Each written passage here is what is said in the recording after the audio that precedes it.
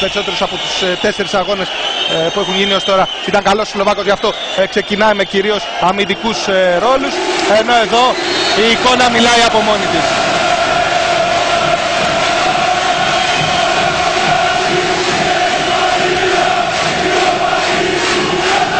Νομίζω ότι δεν χρειάζονται περισσότερα σχόλια. Η εικόνα που είδαμε μιλάει από μόνη της, ακόμα πέφτουν χαρτάκια. Το παρκέ δεν φαίνεται το παρκέ από τα χαρτιά που έχουν πέσει. Οι φίλοι του Άρη νομίζω ότι ξεπέρασαν τους εαυτούς τους.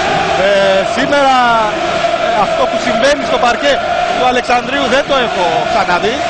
Δεν ξέρω Γιώργο αν και εσύ σε αυτές τις ένδοξες μέρες της δεκαετίας του 80 έχεις δει κάτι τέτοιο. Δεν φαίνεται το παρκέ από τα χαρτιά.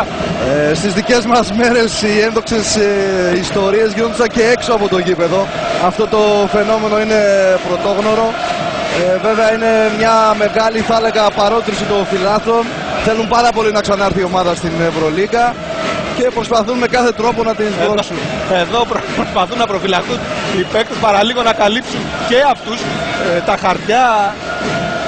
Νομίζω εδώ η εικόνα μιλάει από μόνη της, πραγματικά ένα απίστευτο θέαμα.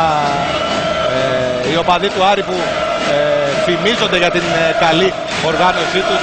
Λίγα λεπτά πριν το τζάμπολ κάποια παιδιά γύρω από τον αγωνιστικό χώρο προμήθευαν με χαρτάκια όλο τον κόσμο εδώ και βεβαίως το αποτέλεσμα το είδατε. Θα χρειαστούμε λοιπόν μερικά λεπτά ώστε να αρχίσει ο αγώνας.